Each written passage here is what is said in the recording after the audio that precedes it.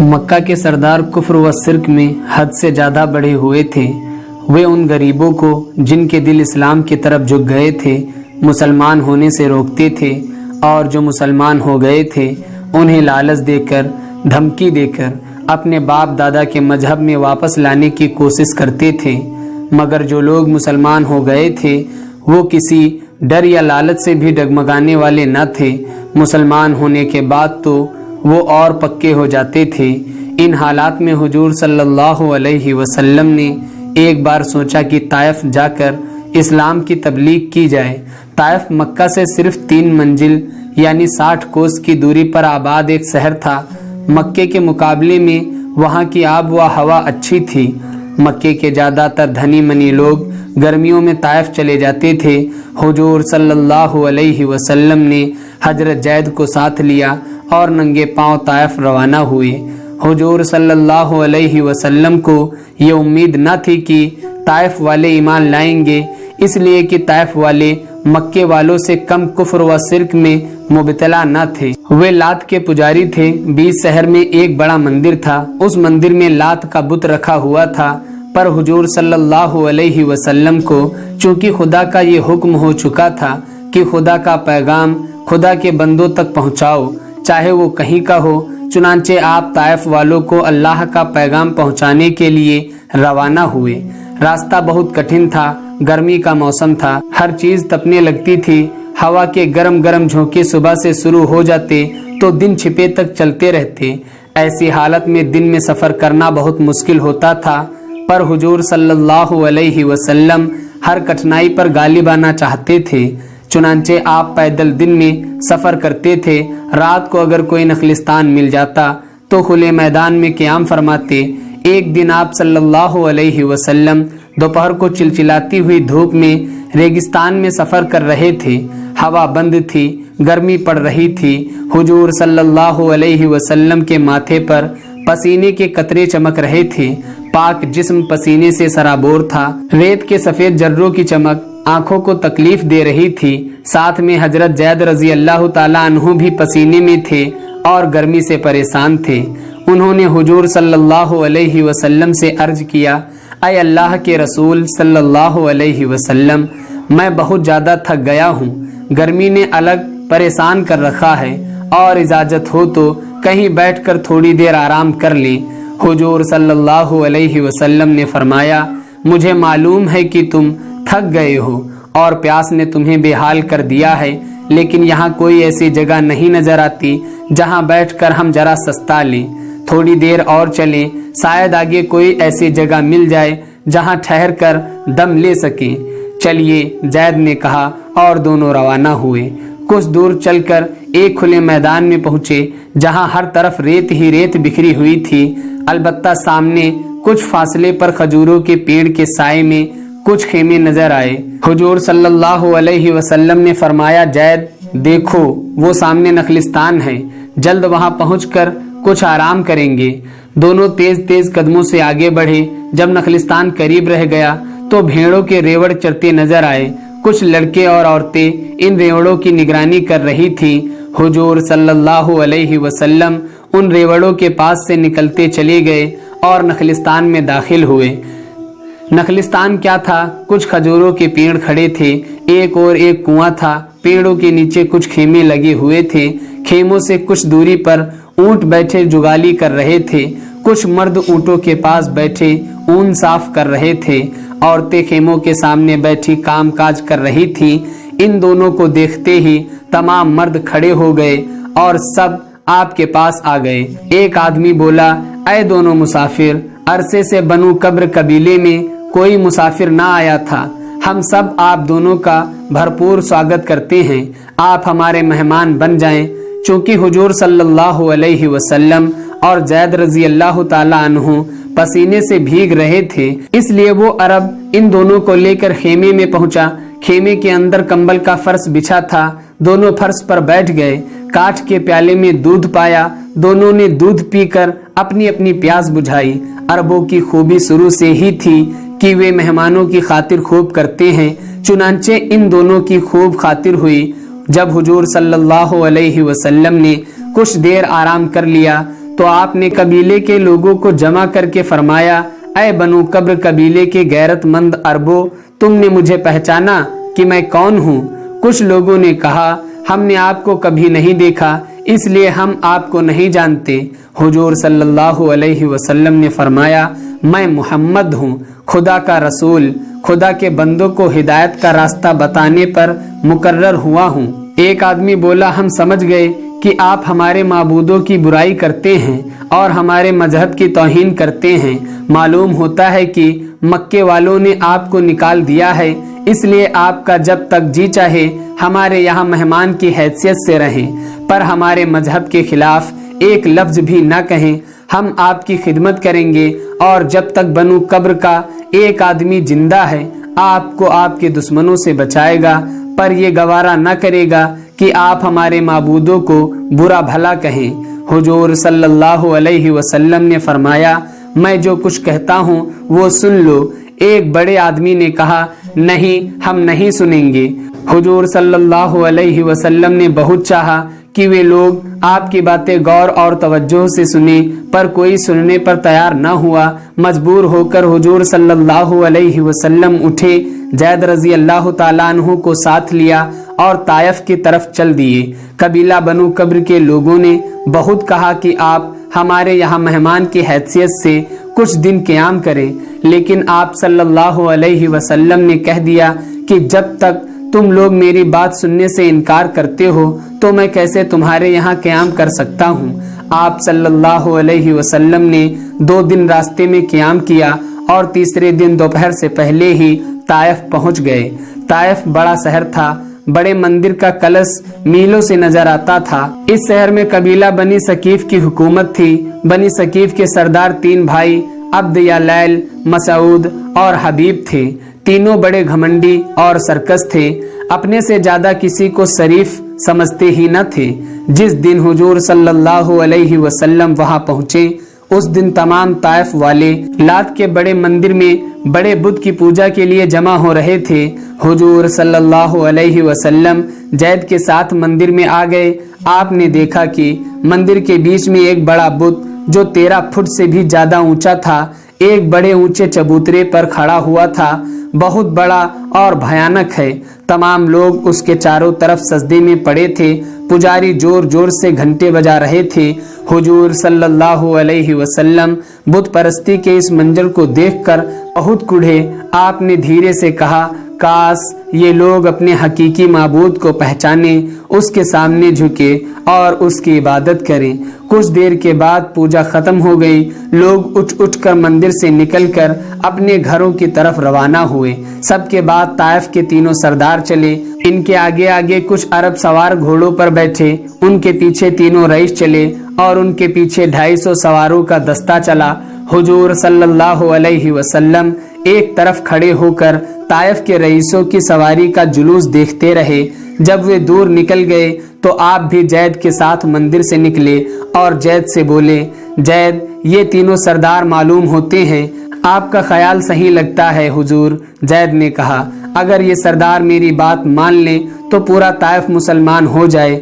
आप सल्लल्लाहु अलैहि वसल्लम ने फरमाया, आओ इनके महल पर चलें। जैद और हुजूर सल्लल्लाहु अलैहि वसल्लम इन सरदारों के महल पर पहुंच गए। सबसे पहले अब्द या लैल का महल था। हुजूर सल्लल्लाहु अलैहि वसल्लम ने उसके पास चलने का इरादा किया। जब आप उसके दरवाजे पर पहुंचे तो 4 अरबों को नंगी तलवार लिए पहरे पर खड़ा देखा। पहरे वालों ने उनको दूर से रोका। हुजूर सल्लल्लाहु अलैहि वसल्लम ने करीब आकर कहा, अपने सरदारों से कहो, मोहम्मद मक्का से आया है और आपसे कुछ कहना चाहता है। एक पहरे वाला महल के अंदर गया और थोड़ी ही देर में वापस आ गया। बोला, चलिए, हमारे मालिक ने आपको तलब किया है। हुजूर सल्लल्लाहु अलैहि वसल्लम उसके साथ चले। जैद भी चले। दोनों महल में दाखिल हुए। उस कमरे में पहुंचे जिसमें अब्द या लैल और उसके दोनों भाई मसूद और हबीब बैठे खाना खा रहे थे। हुजूर सल्लल्लाहु अलैहि वसल्लम को देखते ही तीनों भाई हैरान भी हुए और मरऊब भी। तीनों ने एक साथ हुजूर सल्लल्लाहु अलैहि वसल्लम को दस्तरखान पर आने और खाने के लिए कहा। हुजूर सल्लल्लाहु अलैहि वसल्लम एक और बैठ गए اور فرمایا اے طائف کے سرداروں، میں آپ کی اس مہربانی کا شکریہ ادا کرتا ہوں۔ میں آپ کی خدمت میں اس لیے حاضر ہوا ہوں کہ آپ کے سامنے وہ باتیں بیان کروں جن کو آپ کے کانوں نے آج تک نہ سنا ہوگا۔ تینوں نے حیرت سے آپ صلی اللہ علیہ وسلم کو دیکھا اور تھوڑی دیر بعد عبد یا لیل نے کہا وہ کیا بات ہے میرے بھائی؟ حضور صلی اللہ علیہ وسلم نے فرمایا اے عرب کے سرداروں، میں اور آپ عرب میں رہتے ہیں۔ اس عرب کو، دوسرے دیشوں کو اور پوری کائنات کو، کائنات کی ہر چیز کو اس خدا نے پیدا کیا ہے جس کی خدائی میں کوئی شریک نہیں، جو ہوائیں بھیجتا ہے، بادل لاتا ہے، پانی برساتا ہے، پھل اور پھول اگاتا ہے، باغوں کو ہرا بھرا کرتا ہے، وہ ہر جاندار کو کھلاتا پلاتا ہے، اور موت اور زندگی اور بیماری اور صحت بھی اسی کے ہاتھ میں ہے۔ وہ ہر چیز پر قدرت رکھتا ہے، اس لیے اسی کی عبادت اور بندگی ہونی چاہیے۔ خدا کی اس تعریف کو سن کر تینوں سرداروں کو غصہ آ رہا تھا اور ان کے چہرے مارے غصے کے لال ہو رہے تھے۔ عبد یا لیل برداشت نہ کر سکا، بات کاٹتے ہوئے بولا خدا، کیا ہم خدا کو پوجیں اور اپنے معبودوں کو چھوڑ دیں؟ ان معبودوں کو جن کو ہم اور ہمارے باپ دادا پوجتے چلے آ رہے ہیں؟ لات کی قسم یہ کبھی نہ ہوگا۔ مسعود بھی بگڑ کر بولا تم مکہ سے اتنی دور صرف یہ کہنے آئے ہو، یقیناً تمہارے دماغ میں کوئی خرابی پیدا ہو گئی ہے۔ حبیب نے مذاق اڑانے کے انداز میں کہا تم ایسی واہیات تبلیغ کرتے پھرتے ہو، تم کون ہو؟ حضور صلی اللہ علیہ وسلم نے فرمایا میں خدا کا رسول ہوں، مجھ پر خداوند کریم نے اپنا کلام پاک نازل فرمایا ہے۔ عبد یا لیل یہ سن کر خوب ہنسا اور کہا آپ گویا رسول ہیں۔ اگر تم کو خدا اپنا رسول بناتا اور خدا ایسی ہی ہوتا جیسا کہ تم کہتے ہو کہ وہ ہر چیز پر قدرت رکھتا ہے، تو تمہیں یوں ہی پیدل جوتیاں چٹکانے کی ضرورت نہ ہوتی۔ مسعود نے کہا خدا کو بھی کوئی اور آدمی نہ ملا، ایک غریب اور ان پڑھ کو رسول بنا دیا، کیا تم ان پڑھ نہیں ہو؟ حضور صلی اللہ علیہ وسلم نے فرمایا بے شک میں پڑھنا نہیں جانتا، امی ہوں، لیکن یہ خدا کی مرضی ہے کہ اس نے مجھے اپنا رسول بنایا۔ میرے رسول ہونے اور خدا کے ہونے کا انکار نہ کرو۔ حبیب بگڑ کر بولا سنو، اگر واقعی تم خدا کے رسول ہو تو تمہاری بات رد کرنا خطرناک ہے، اور اگر تم جھوٹ بولتے ہو تو جھوٹے آدمی سے ہم کلام کرنا پسند نہیں کرتے۔ حضور صلی اللہ علیہ وسلم نے فرمایا مجھے جھوٹ بولنے سے کیا فائدہ؟ میں آپ سے کسی چیز کا طلبگار نہیں ہوں، میری نجی کوئی غرض نہیں ہے، میں خدا کا پیغام اس کے بندوں تک پہنچانے پر لگایا گیا ہوں۔ تم عقل مند ہو، سوچو کہ پتھروں کے بت بھی خدا ہو سکتے ہیں۔ عبد یا لیل نے غضبناک ہو کر کہا تو ہم خیالی خدا کی پوجا کیوں کریں؟ آپ تشریف لے جائیں، اگر پورا عرب آپ کا ساتھ دے تب بھی ہم آپ کے خیال اور عقیدے کا ساتھ نہیں دے سکتے۔ حضور صلی اللہ علیہ وسلم نے کچھ کہنا چاہا، مسعود بگڑ گیا، بس کچھ نہ فرمائیں، خیریت چاہتے ہیں تو چپ چاپ یہاں سے چلے جائیں۔ حضور صلی اللہ علیہ وسلم غم سے لدے اٹھے، محل سے باہر آئے، آپ کے پیچھے ہی تینوں رئیس بھی آئے۔ محل کے سامنے جو لوگ جا رہے تھے، عبد یا لیل نے ان کو روکتے ہوئے کہا یہ دیکھو مکے سے دو آدمی آئے ہیں، ہمارے معبودوں کو برا کہتے ہیں، ذرا ان کی خبر تو لو۔ عربوں کو بھڑکانے کے لیے صرف اتنا کہہ دینا ہی کافی تھا۔ تمام لوگ حضور صلی اللہ علیہ وسلم کے پیچھے لگ گئے۔ انہوں نے شور ہنگامہ کر کے بہت سے آدمیوں کو جمع کیا اور حضور صلی اللہ علیہ وسلم کی پنڈلیوں پر کنکڑ پتھر مارنا شروع کر دیے۔ زید اس بات کی کوشش میں لگے ہوئے تھے کہ پتھر حضور صلی اللہ علیہ وسلم کے نہ لگے، اپنے ہاتھ اور پیر کنکر پتھر کے سامنے کر دیتے تھے۔ اس کے باوجود حضور صلی اللہ علیہ وسلم کی پنڈلیاں لہو لہان ہو گئیں، آپ کی جوتیاں خون سے بھر گئیں۔ حضرت زید رضی اللہ تعالی عنہ بچانے میں زخمی ہوئے۔ آپ نے حضور صلی اللہ علیہ وسلم سے عرض کیا اے اللہ کے رسول صلی اللہ علیہ وسلم، آپ ان بدبختوں کے لیے بد دعا کیجیے۔ آپ نے فرمایا زید، میں اپنی قوم کو بد دعا دینے کے لیے رسول نہیں بنایا گیا ہوں۔ حضور صلی اللہ علیہ وسلم نڈھال ہو گئے تھے، اس لیے زید کے کاندھے پر ہاتھ رکھ کر چل رہے تھے۔ طائف کے بدماش حضور صلی اللہ علیہ وسلم کو گالیاں دیتے، برا بھلا کہتے، ڈھیلے مارتے حضور صلی اللہ علیہ وسلم کے پیچھے پیچھے چلے آ رہے تھے، یہاں تک کہ حضور صلی اللہ علیہ وسلم لڑکھڑاتے ہوئے اور حضرت زید کا سہارا لیتے ہوئے طائف سے 3 میل باہر نکل آئے۔ تب جا کر ان شیطانوں نے پیچھا چھوڑا اور وہ واپس لوٹے۔ حضور صلی اللہ علیہ وسلم کھجوروں کے باغ کے قریب پیڑوں کے ساتھ بیٹھ گئے۔ چونکہ آپ بہت زیادہ زخمی ہو گئے تھے اور زخموں سے خون نکل رہا تھا، اس لیے نڈھال ہو کر ایک کھجور کے سائے میں لیٹ سے گئے۔ حضرت زید رضی اللہ تعالی عنہ آپ کے پاس بیٹھ گئے۔ انہوں نے اپنی پگڑی کی پنجیاں کی اور پنڈلیوں سے خون پونچھ کر زخموں کو دیکھا۔ کچھ زخم معمولی تھے اور کچھ گہرے۔ انہوں نے زخموں پر پٹیاں کسنی شروع کی۔ حضور صلی اللہ علیہ وسلم پر اور آپ کے ساتھیوں پر مکے میں جو ظلم ہو رہے تھے وہ آپ حضرات نے پہلے ہی دریافت کیے ہیں۔ آپ کفار مکہ سے تنگ آ کر طائف تشریف لے گئے۔ آپ کا خیال تھا کہ شاید وہ لوگ اسلام قبول کر لیں گے، لیکن طائف کے لوگ مکہ والوں سے بھی زیادہ سنگ دل ثابت ہوئے۔ جس باغ میں حضور صلی اللہ علیہ وسلم اور حضرت زید نے پناہ لی تھی وہ عتبہ بن ربیعہ کا تھا۔ وہیں عتبہ جو مکے کا رہنے والا اور اسلام اور مسلمانوں کا زبردست دشمن تھا، اتفاق سے وہ اس وقت باغ میں موجود تھا اور اس کے ساتھ اس کا غلام عداس بھی تھا۔ عداس عیسائی تھا۔ عتبہ نے حضور صلی اللہ علیہ وسلم کو باغ میں لیٹے دیکھا تو اس نے رحم کھا کر اپنے غلام عداس کے ہاتھ ایک رکابی میں انگور کے گچھے رکھ کر آپ صلی اللہ علیہ وسلم کے پاس بھجوا دیے۔ جب عداس آپ صلی اللہ علیہ وسلم کے سامنے آیا تو آپ صلی اللہ علیہ وسلم نے پوچھا، یہ انگور کس نے بھیجے ہیں؟ میرے آقا عتبہ نے۔ عداس نے جواب دیا، کیا عتبہ باغ میں موجود ہے؟ جی ہاں موجود ہے، عداس نے جواب دیا۔ انہوں نے طائف کے بدماشوں کو آپ کے پیچھے آتے دیکھا تھا۔ تمہارا نام کیا ہے؟ آپ صلی اللہ علیہ وسلم نے پوچھا، میرا نام عداس ہے۔ کیا تم عیسائی ہو؟ ہاں میں عیسائی ہوں۔ کہاں کے رہنے والے ہو؟ نینوا کا رہنے والا ہوں۔ کیا اس نینوا کا جہاں یونس علیہ السلام رسول بنا کر بھیجے گئے تھے؟ عداس نے حیرت سے آپ صلی اللہ علیہ وسلم کو دیکھا۔ کئی منٹ تک تعجب کے ساتھ آپ کو دیکھتا رہا۔ جب حیرت کم ہوئی تو بولا، آپ کو رسول یونس علیہ السلام کا علم کیسے ہوا؟ ان کا حال تو کوئی بھی نہیں جانتا۔ آپ صلی اللہ علیہ وسلم نے فرمایا، عداس میرا نام محمد ہے، میں بھی خدا کا رسول ہوں، تمام نبیوں کا نام جانتا ہوں، نہ صرف نام بلکہ ان کے حالات بھی جانتا ہوں۔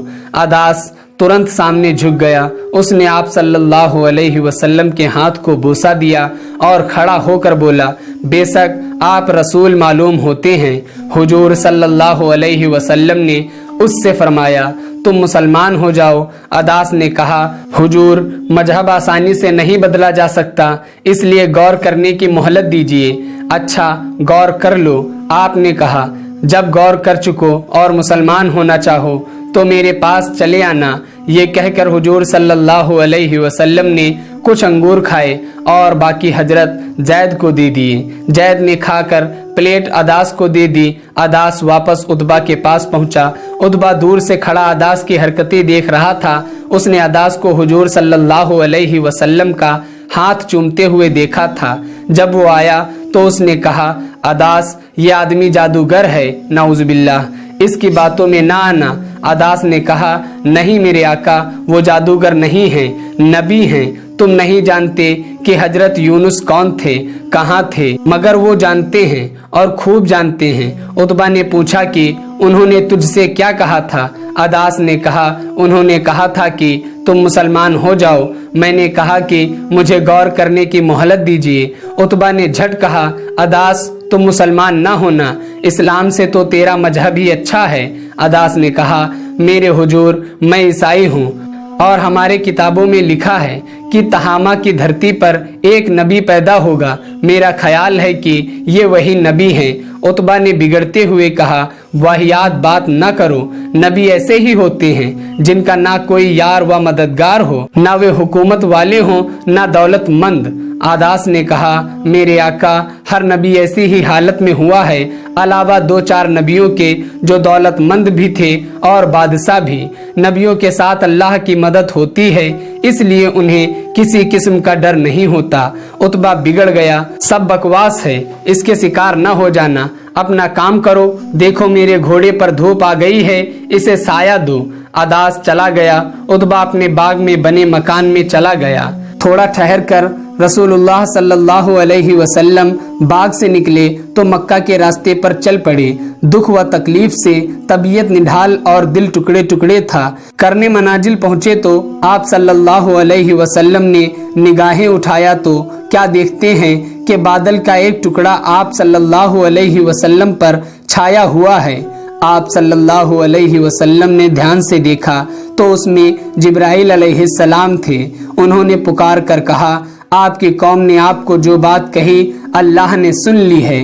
अब उसने आपके पास पहाड़ों का फरिश्ता भेजा है ताकि आप उनके बारे में उन्हें जो चाहे हुक्म दे। ये फरिश्ता मालिकुल जिबाल थे। उन्होंने आप सल्लल्लाहु अलैहि वसल्लम को आवाज दी और सलाम करने के बाद कहा, ऐ मोहम्मद सल्लल्लाहु अलैहि वसल्लम, बात यही है, अब आप जो चाहें, अगर चाहें कि मैं उन्हें 2 पहाड़ों के बीच चिपका दूं तो ऐसा ही होगा। नबी सल्लल्लाहु अलैहि वसल्लम ने फरमाया, नहीं, बल्कि मुझे उम्मीद है कि अल्लाह उनकी पीठ से ऐसी नस्ल पैदा करेगा जो सिर्फ एक अल्लाह की इबादत करेगी और उसके साथ किसी चीज को शरीक न ठहराएगी। बहरहाल अब 7 आसमानों के ऊपर से आने वाली इस गैबी मदद की वजह से आपका दिल मुतमईन हो गया और दुख व तकलीफ के बादल छट गए।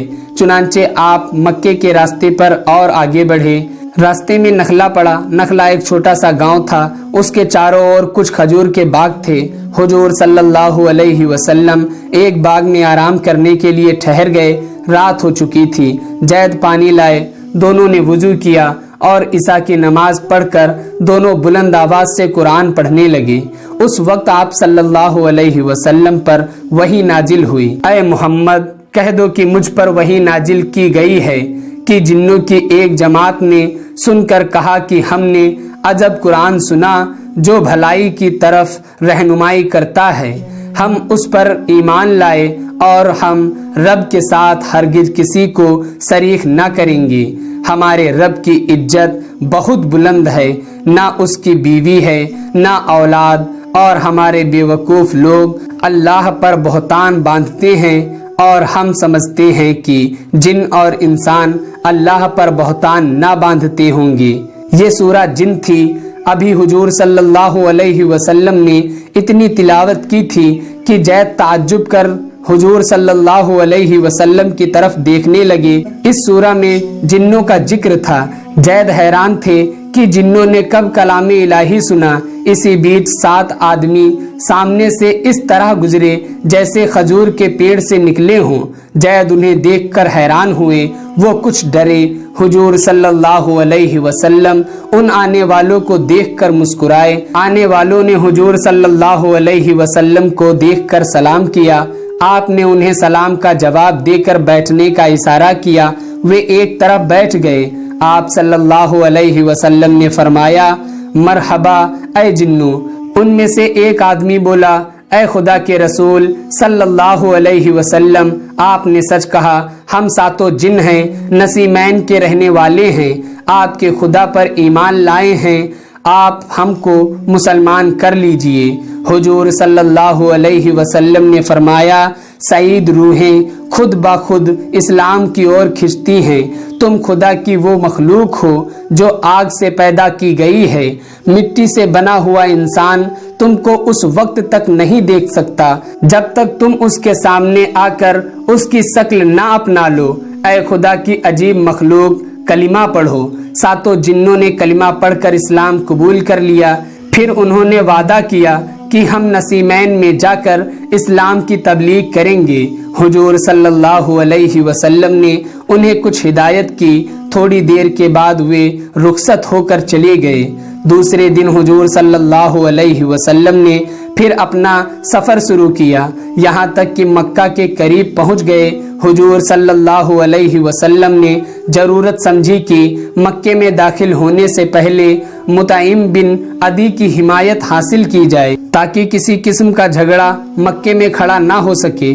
जैद मुतइम बिन अदी से मिलने जाने लगे तो हुजूर सल्लल्लाहु अलैहि वसल्लम से पूछा, मेरे वापस आने तक आप कहाँ ठहरेंगे? मैं गारे हिरा में ठहर जाऊंगा। जैद रजी अल्लाह ताला अन्हु से विदा होकर मक्का की ओर चले और हुजूर सल्लल्लाहु अलैहि वसल्लम पहाड़ी पर चढ़कर गारे हिरा में दाखिल हुए। देर तक आप यहाँ बैठे रहे। कई घंटे बाद हजरत जैद वापस आए और बोले, अल्लाह के रसूल सल्लल्लाहु अलैहि वसल्लम, मुतइम ने निहायत खुशी से आपकी हिमायत का ऐलान कर दिया है। वो अपने दोनों बेटों के साथ आया है, पहाड़ी से नीचे खड़ा है, तशरीफ ले चलिए। हुजूर सल्लल्लाहु अलैहि वसल्लम उठे और जैद के साथ पहाड़ी से नीचे उतर आए। यहाँ मुतइम और उसके दो बेटे ऊँटों पर सवार खड़े थे। उन्होंने हुजूर सल्लल्लाहु अलैहि वसल्लम को देखते ही सलाम किया। आपने सलाम का जवाब देते हुए कहा, मुतइम, मैं तुम्हारी मदद का शुक्रगुजार हूँ। मुतइम ने कहा, मोहम्मद सल्लल्लाहु अलैहि वसल्लम, मैं अरब हूँ। आपने हिमायत तलब की, मेरी गैरत के लिए ये चैलेंज था, मैंने इसे कबूल किया और आपके पास खुद भागा चला आया। अब किसी की मजाल नहीं कि आपकी तरफ आंख उठाकर देख सके। हुजूर सल्लल्लाहु अलैहि वसल्लम और जैद को साथ लेकर मुतइम शहर की तरफ चला। वहां पहुंचने के बाद उसने ऐलान किया, मक्के वालों सुन लो, मैंने मोहम्मद सल्लल्लाहु अलैहि वसल्लम को पनाह दी है। अगर कोई उनके खिलाफ एक लफ्ज भी कहेगा तो हम उसकी जुबान काट देंगे। अबू जहल ने सुना कि मुतइम ने हुजूर सल्लल्लाहु अलैहि वसल्लम को पनाह दी है तो वो एकदम भागा हुआ आया और उसने आते ही कहा, मुतइम, क्या बात है? क्या वाकई तुमने मोहम्मद सल्लल्लाहु अलैहि वसल्लम को पनाह दी है? हाँ, मैंने उन्हें पनाह दी है। क्या तू हमारे खिलाफ हो गया है? अबू जहल ने कहा, नहीं। फिर मोहम्मद सल्लल्लाहु अलैहि वसल्लम की हिमायत क्यों करता है? इसलिए कि उन्होंने मुझसे हिमायत तलब की। मेरी गैरत ने ये गवारा न किया कि मैं इस मांग को ठुकराऊं। मैंने मजबूरन उसे कबूल कर लिया। अगर ये बात है तो कुछ अंदेशा नहीं। मैं तो यही समझा शायद तुम भी मुसलमान हो गए हो। मैं अपने बाप दादा का मजहब नहीं छोड़ सकता।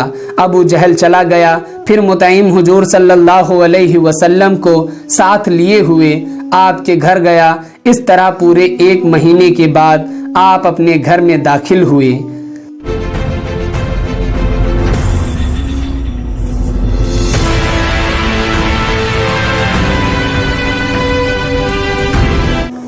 तो दोस्तों, ये थी हमारी आज की वीडियो। उम्मीद करते हैं आपको पसंद आई होगी। वीडियो पसंद आने की सूरत में वीडियो को लाइक करें, शेयर करें और कमेंट बॉक्स में अपने राय का इजहार जरूर करें। सीरत नबी सल्लल्लाहु अलैहि वसल्लम फुल सीरीज सुनने के लिए हमारे चैनल पेजेस ऑफ हिस्ट्री को सब्सक्राइब करें और बेल आइकन को भी प्रेस करें।